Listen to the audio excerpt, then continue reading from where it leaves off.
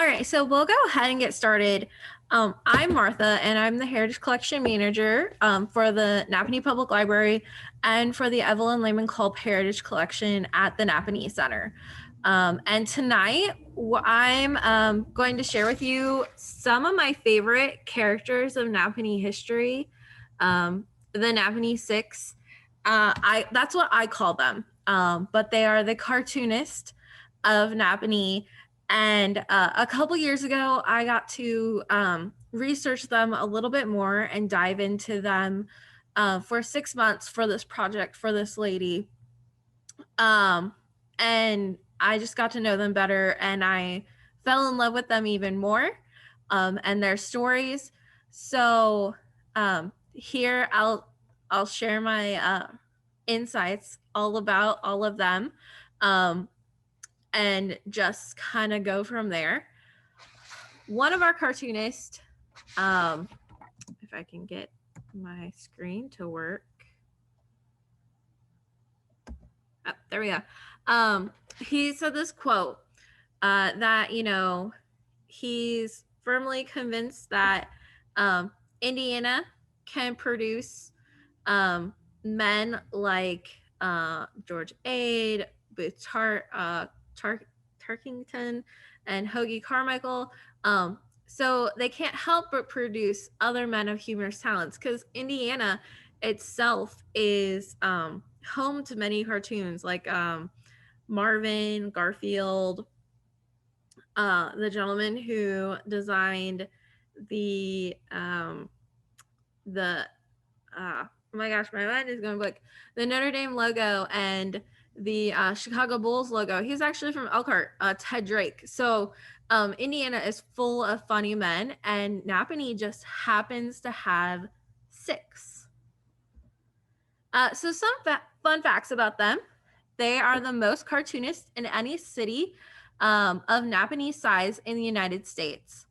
There's no other city our size that can claim to have this many cartoonists. They all knew each other. That was really cool. Meryl Blosser and Francis Parks lived across the street from each other. Fred Nair and Bill Holman worked at the Five and Dime together and would also go to Parks' home to see his work. And what's really cool about where Meryl Blosser and Mike Parks lived is they're not like, probably their homes are within like 500 feet of where the museum is, or I should say their homes used to be. Their homes were actually moved, but their homes used to be 500 feet within the museum. So that's really cool that the museum can be close to where these cartoonists would go and actually see each other's work. 3 worked in Cleveland together at one time. Meryl would often visit Nappanee after his success. And Gwen being the youngest, would have known all 5. Another fun fact is their art teacher, Bessie Brown, and that's a picture of her. She was the art teacher at Nappanee High School, and she also taught first grade. She encouraged doodling, and while she was at Nappanee High School until about 1924, that we know, and then she went on to Goshen and eventually Indianapolis. So she would have taught only Blosser, Moss, Parks, Holman, and Neer. And many believe that she was behind all of their success, and that she was the reason why we had so many cartoonists from Nappanee. Another thing is the Landon School of Illustration and Cartooning. This was a mail order correspondence course. We do know that Blosser, Moss, Parks, Neer, and Holman all participated in this mail order course. The Landon School also recognized this, and they used the Nappanee cartoonists a lot in their advertisements and publications, saying, there's something in the water, or there's just something great about 4 or 5 men coming from one town. And it was just a basically an advertisement in a newspaper that was like that they answered an ad to copy a sketch, and they would take this course. And the Landon School of Illustration and Cartooning really revolutionized the way of cartooning. And we do know that Max Quinn did take a corresponding course, but it wasn't the Charles Landon illustration of cartooning, which let's see if I can get this to work. That I have a little YouTube video that explains a little bit more about the illustration, the school, and so let's see here.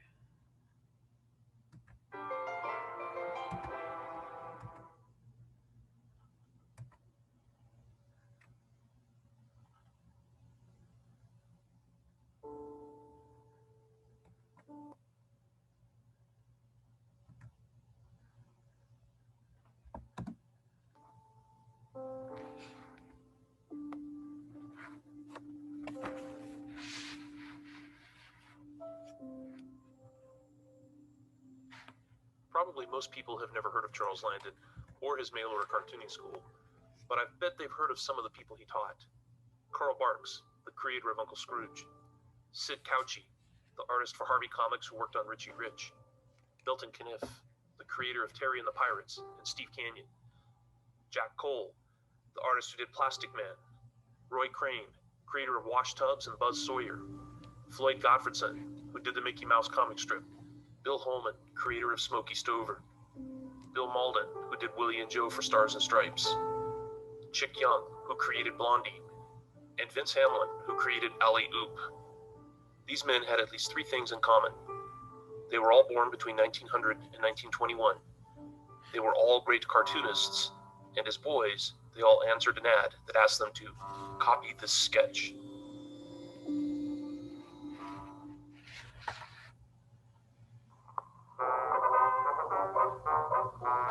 The early 1900s saw an amazing confluence of 5 interrelated technologies and events which made possible a correspondence school like Landon's. First, the development of industrial printing presses. Steam-powered hand presses, invented in the early 1800s, could print up to 250 sheets a day, but the steam-powered rotary press, invented by an American in 1843, could print millions. This made possible the exponential growth of the daily newspaper. In 1850, there were just 2,500 papers. By 1880, that number had grown to over 11,000.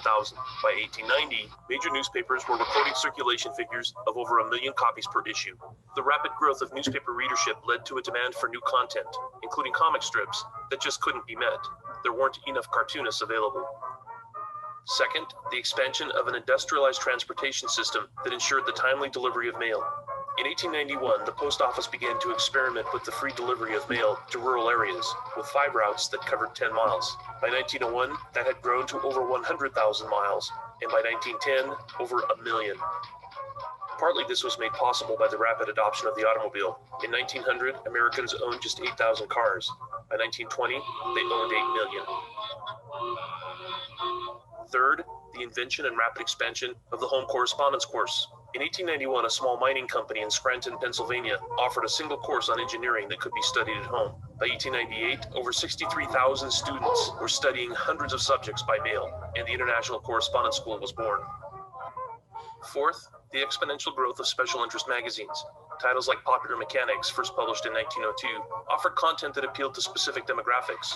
Their low-cost classified ads allowed entrepreneurs like Landon to inexpensively reach a national readership of millions of young men and boys. And fifth, the rapid development and acceptance of the comic strip as a new form of entertainment. The Yellow Kid, one of the first full-color Sunday comics, debuted in 1895. Winsor McCay's Little Nemo in Slumberland began in 1905. Mutt and Jeff in 1907. By 1910, every major newspaper had a section dedicated to comics, and by 1920, there were hundreds of comic strips available.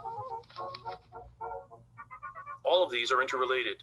Without an industrialized printing press, there is no way to mass-produce newspapers, and thus, no demand for content. Without the demand for content, the comic strip, a brand new form of entertainment, doesn't have a built-in market to fuel its growth. Without that rapid growth, there is no demand for new cartoonists or a need to instruct them. Though some might argue that it was the growing success of comics that fueled the growth of the newspaper industry. Also, without an industrialized press, you don't have special interest magazines that cater to specific demographics. And without that, you can't successfully market a niche product like a cartoon school. Without industrialized transportation, you can't deliver millions of copies of newspapers and magazines on a daily or weekly basis. Nor can you deliver correspondence lessons regularly enough to make mail order instruction practical. To take advantage of this confluence of events, you had to be in the right place at the right time, and Landon was.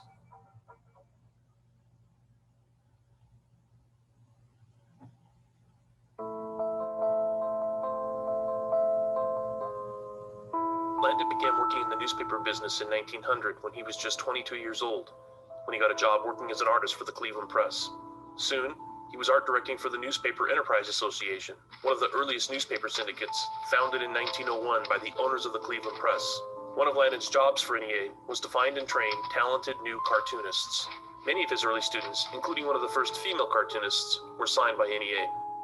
Ethel Hayes, who drew Flapper Fanny Says; Merrill Blosser, creator of Freckles and His Friends; J.R. Williams, creator of Out Our Way; Edgar Martin, who drew Boots and Her Buddies; and Gladys Parker, who drew Flapper Fanny in the 1930s. Other early students were signed by NEA's competitors: Martin Branner, creator of Winnie Winkle; Gene Burns, who did the early comic strip Regular Fellas; Fred Naher, who created Doodads, Autowat, and others; Edwina Dumb, who created Captain Stubbs and Tippy and was also one of the first female editorial cartoonists; and Fred Locker, who created the early strip Cicero Sap. Mail-order art courses had been around since as early as 1894, but these focused on traditional art, mechanical drawing, or illustration. We don't see the first ads for cartooning courses until 1904. Landon's chief competitor, also based in Cleveland, was W.L. Evans, who started his correspondence school in 1907. Ads for Landon's course began the following year. The biggest difference between Evans' school and Landon's was Landon's creation of the picture chart method of drawing. It's apparent that earlier courses focused on traditional illustration techniques, like the study of anatomy and perspective. A 1903 book on cartooning relies on anatomy illustrations to teach cartooning. Construction of characters and action were almost always taught from the viewpoint of the artist's sketch. While other courses, including Evans's, used a step-by-step approach, no one emphasized the use of shape and line to define action the way Landon did. He seems to have pioneered the idea of combining an interior skeletal stick figure to define action, with circles and other simple shapes to define mass and form. The evidence for the popularity of Landon's techniques can be seen in their widespread adoption during the decades after 1908. Almost all of the post-Landon cartooning courses owe something to his school.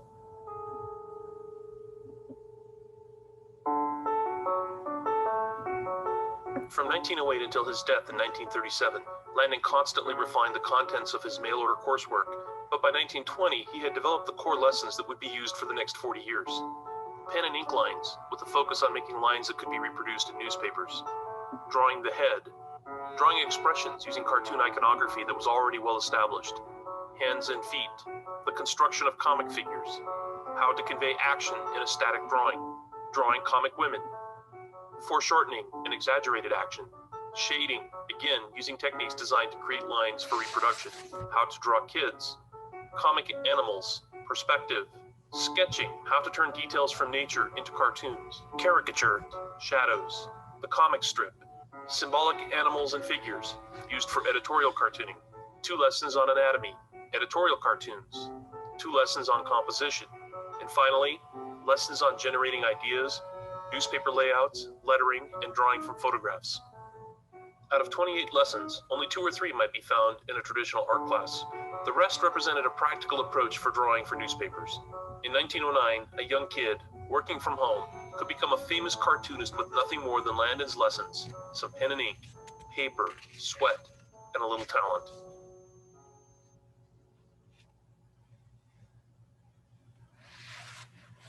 There's no question that Landon School deserves far more recognition than it has received. In the very least, the Landon School of Illustrating and Cartooning deserves to be rescued from its current state of obscurity.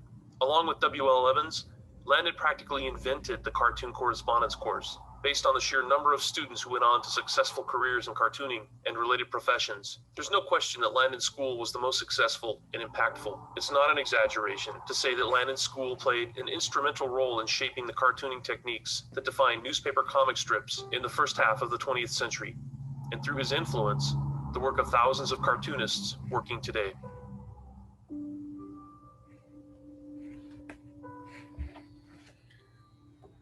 All right, so that's kind of like a great example, or it tells you um, some great things with Landon. And if you did notice, they did have the advertisement in that video that has all four in there. So,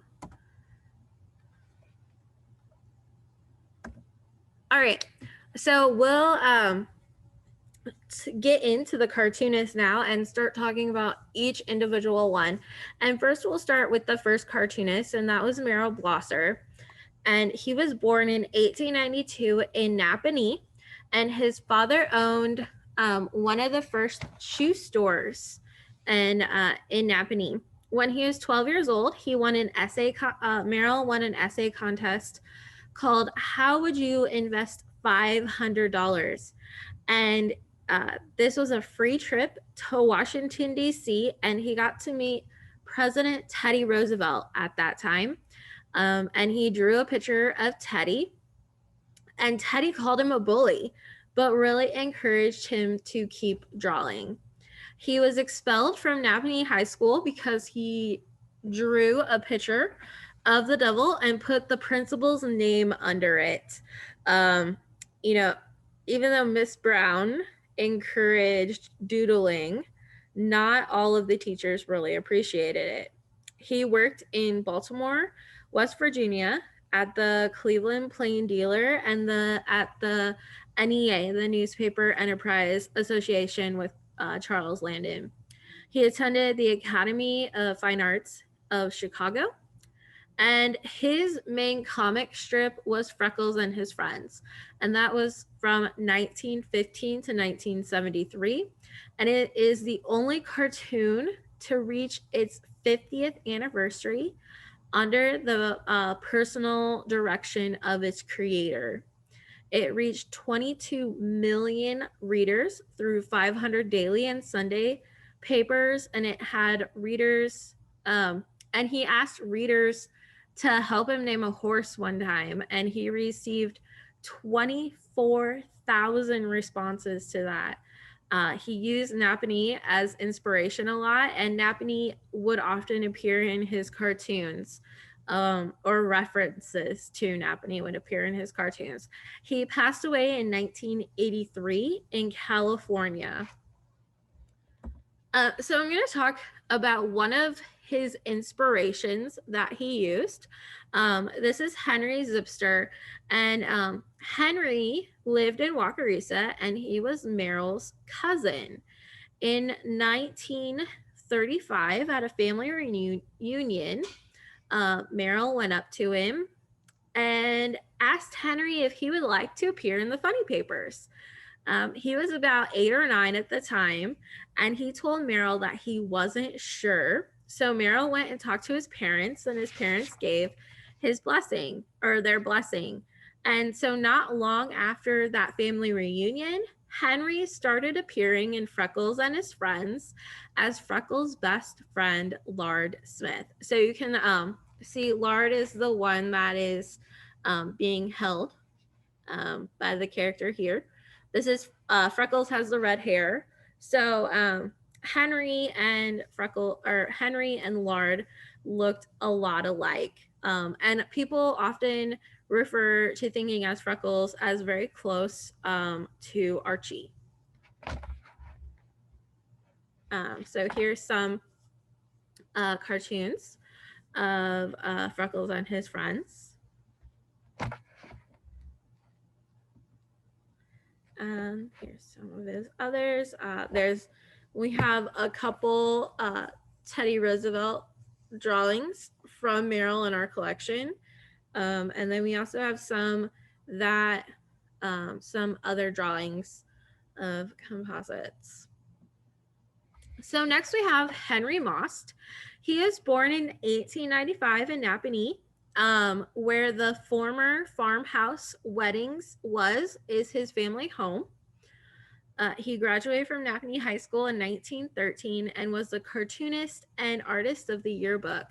It's his family said that he always carried around a notebook to draw in, and it was filled with drawings of farm animals, milk cans, and anyone who would pose for him. His family also said that sometimes the he was supposed to be working in the field and the horses would be stopped and he would be sitting there drawing. He started his career at the South Bend News Times to be trained to do cartoons and to train to be a reporter. He decided that reporting wasn't for him, so he moved on from the newspaper. He worked at the Cleveland Plain Dealer at the same time of that Merrill Blosser did. In 1917, he moved to Chicago to work for Lord and Thompson Advertising Agency, and he attended the Chicago Art Institute Night School. He did commercial. He ended up doing a lot more commercial art instead of cartoons. So he did commercial art for Swift Hams, Kraft Foods, and a lot more. In 1920, he set up his own studio in Chicago, and in 1922, his painting of a baked ham for Swift and Company was awarded a gold medal at the New York Art Directors Club expedition in New York City. He passed away in 1994 in Woodstock, New York. So here's some of his examples. The Morning Lady is probably the only cartoon that we have in our collection of Henry's, but we do have a lot of his advertising art, and our scans do not do any of his art justice. It all has to be seen really in person. Here's a couple for General Mills and another one for Swift. So next we have one of our first cartoonists that wasn't born here in Nappanee, but referred to Nappanee as home. So this is Francis Parks, or Mike, as he was called in his later years, because his newspaper friends didn't like Francis or Franny. His sister called him Franny. But he moved here to Nappanee when he was in the 8th grade because his father was a Presbyterian minister. He graduated from Nappanee High School in 1917, and he was a cartoonist for the yearbook and the president of his senior class. He attended the Academy of Fine Arts in Chicago, and he studied under Carrie Orr, who was the editorial cartoonist for the Chicago Tribune. His first job was at the Cleveland Press, and on the advice of Merrill Blosser, he went to the Newspaper Enterprise Association, so the NEA. He drew more political, sports, current event films, and historical cartoons that had heart, humor, and a story. Many famous individuals requested his cartoons that they appeared in, like Winston Churchill, Harry Truman, Jim Farley, J. Edgar Hoover, and Richard Nixon. And he passed away in 1979 in California. And another really cool thing that he did, at one point, I believe that he lived in Nebraska. So he did like a history of Nebraska books and drew them, and they're really, really cool. And we have them in our collection. So here are some of his editorial cartoons. Here's some more. So you have, if you look at the one with Uncle Sam at the mic, you can see that there's Winston Churchill there, and many other things. So next we have Bill Holman. he is another one that was not born in Nappanee, but he was born in 1903 in Crawfordsville, Indiana, and he came to live in Nappanee when he was 2 years old. The thing with Crawfordsville also, they also claim Bill Holman as one of their cartoonists. Um, Bill always wanted to be a fireman, and he worked at the Five and Dime next door to the Blosser shoe store, and he sold popcorn. He would actually draw on the brown paper from the shoe store to to hone his skills. He left high school at the age of 16 and started at the Chicago Academy of Arts, but he left soon after starting because he was hungry and he needed a job, so he worked at the Chicago Tribune. An early strip called Billville Birds was canceled, but he made $35 a week. He drew Smokey Stover from 1935 to 1978, and that's probably what his most known cartoon, with Chief Cashew Nut and Smokey Stover, and their adventures of always. It seemed like Smokey Stover is always getting in trouble. He also drew Nuts and Jolts and Spooky the Cat, which Spooky appeared in a lot of Bill's cartoons, really in the background. And he passed away in 1987 in New York City. So with with Bill Holman came the word foo. The word foo became a household name. He says that the word just came to him because he needed a name for a car. And he was like, I'll just name it the Foo Car. With the popularity of Smokey Stover and the word foo, there were foo clubs. In 1941, there was the Order of Smokey Stover in Redmond, Oregon. They had foo dances. I'm still trying to figure out what a foo dance is. There were foo songs. So if you would look on YouTube and search for "What This Country Needs Is Foo," there is a entire song about Smokey Stover and foo.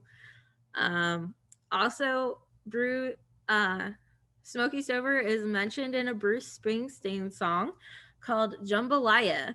So the line is, she's built like Marilyn Monroe and she walks like Smokey Stover. Um, in There's also during World War II and the thought of seeing UFOs, there was the Foo Fighters. So these were used to identify UFOs and other oddities in the sky.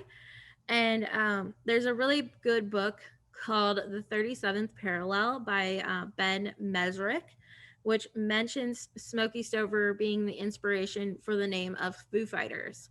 And then there's also the group, the Foo Fighters, which they named themselves the Foo Fighters after the World War II Foo Fighters, who had named themselves after the Smokey Stover Foo. So you can always say that Bill Holman helped inspire the name for the Foo Fighters. So here you can see that their Smokey Stover graced the World War II bombers. And so during the war years, Bill actually served as a master of ceremony for a USO show. And Smokey and Spooky would actually also appear on the sides of planes, like seen here. So next we have the Foo Car. This was created by a gentleman in Francisville, Indiana. There were 500 kits made, and there's possibly only like 5 or 6 in existence. We actually had a gentleman come in one summer. He made a beeline completely to our Foo Car because, of course, we have a Foo Car in the museum here. And he was looking under it and in it and all that kind of stuff because he wanted to create his own. And so we do know that there's one in front of a steakhouse in Colorado, that there's a couple around here. Food car number one is still in Francisville, Indiana. Um, but the pictures that I have here are just a few cars that are around. So the one in the bottom right is actually the food car that is here at the Nappanee Center in the museum. It is on loan to us actually by the Nappanee Smoky Stovers. They acquired the food car in 1991 and used it in parades until 2010 when it retired and it's found its permanent home here in the museum. The two pictures on the top are the one on the left is actually the creator of the food car with his with food car number one, and then the other one is one that it's not really made with the kits, but it has a different body. And then the one in the left bottom corner, that is a food car from the 1940s, 1950s. And as you can see, that there is a extra wheel in the back to where our food car and the food car, all the other food cars, they actually only have two wheels. There's a secret to it, and if you come visit us in the museum, we actually tell you the secret of how it balances and drives down the road on two wheels. So Bill also had some private jokes that he did. Let's see if so here's nuts and jolts, and then a self-portrait of how he sees himself. And so there are a couple of his private jokes in the self-portrait of himself. So the words notary sojak, Bill often would say that that meant Merry Christmas in Gaelic. But if you look up Merry Christmas in Gaelic, it is not Notary Sojak. So we are not quite sure what Notary Sojak means, and it could just be a made up words by Bill Holman that he put in a lot of his cartoons. Um, the and you see the word food, the firecrackers. Another one is 1506 Nix Nix. That was a private joke with a couple other cartoonists. I believe it was like a hotel room number and some other stuff. He also came up and just said weird phrases. So, scram gravy ain't wavy was one of his ones that he would say. Um, so here's some other ones.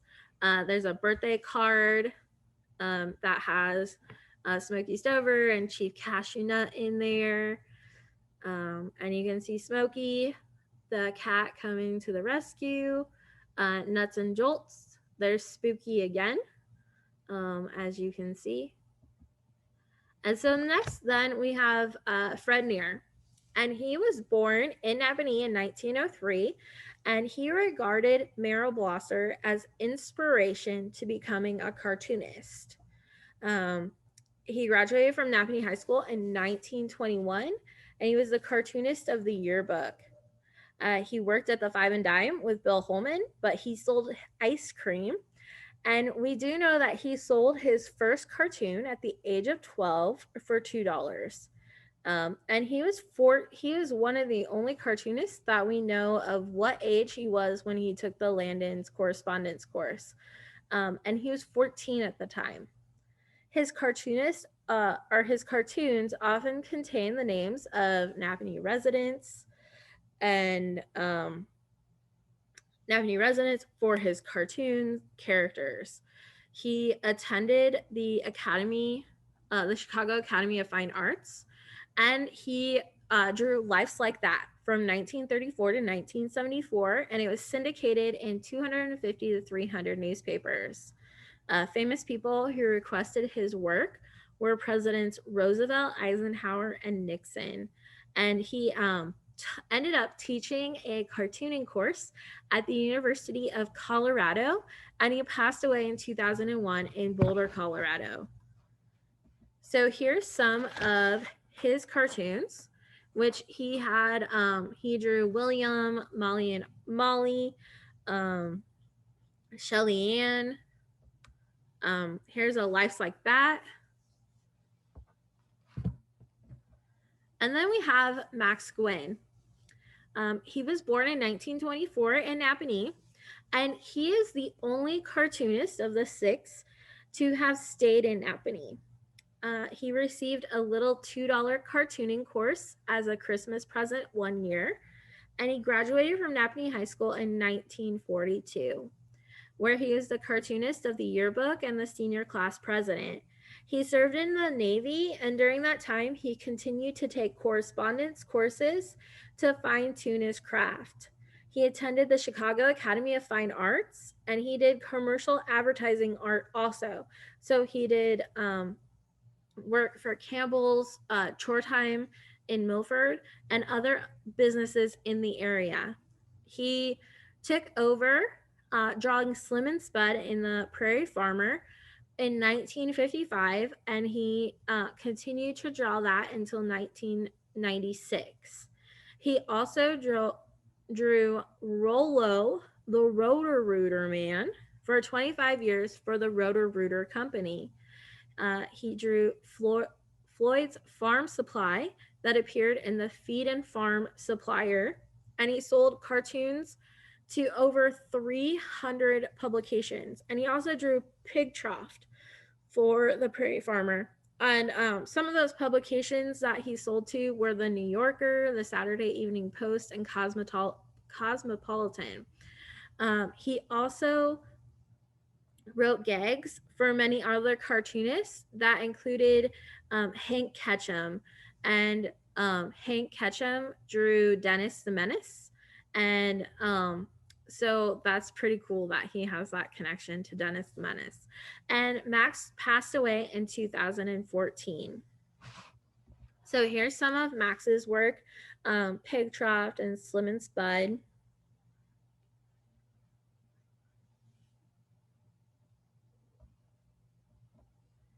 Here's one that he would have drew for and sold to a publication.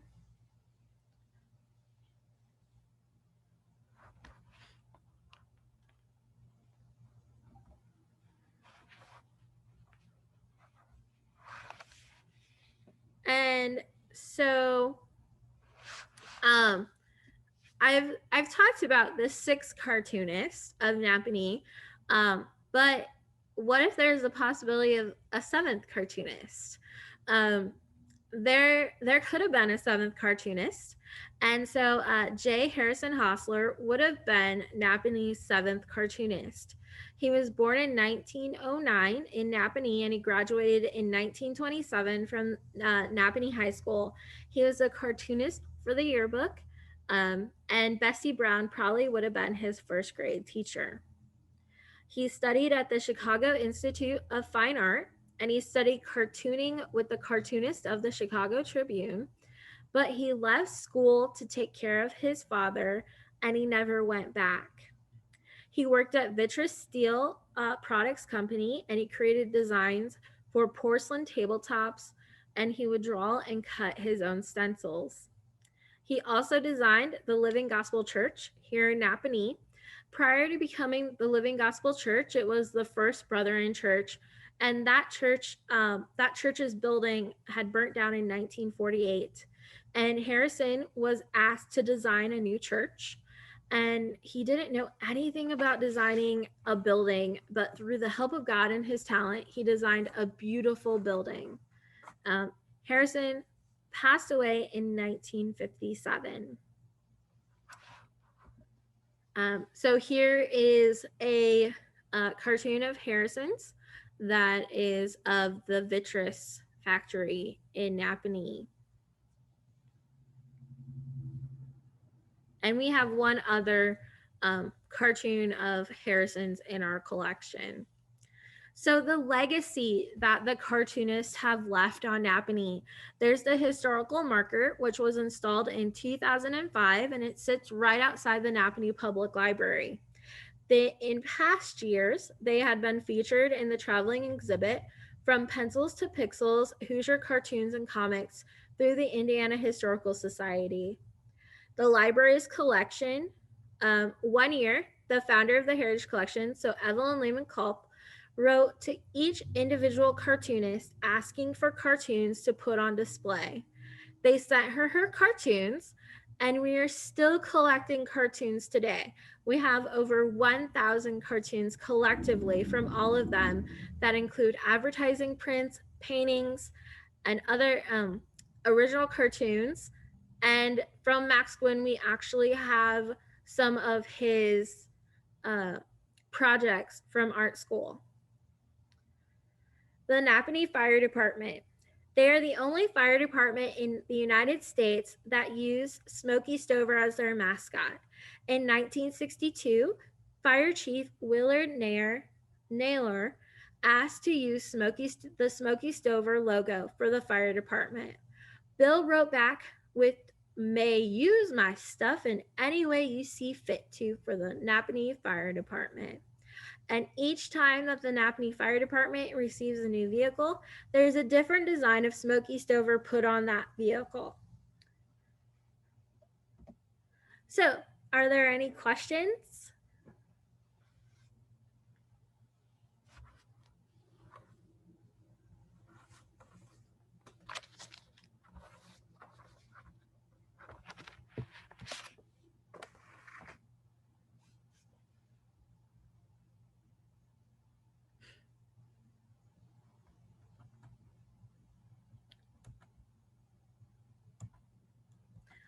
All right, so if there aren't any questions, thank you so much for joining me tonight on Zoom.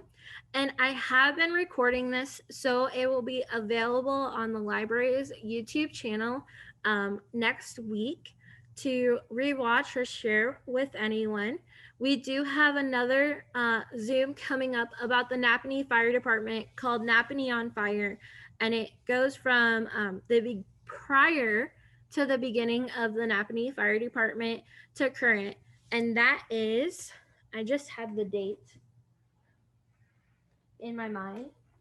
That is on October 22nd at 7 p.m. using the same information that you logged in with tonight to Zoom. And then in November, we have a couple other Zooms scheduled. One is on the lost communities that surrounds Nappanee, and that's on November 9th at 7 p.m.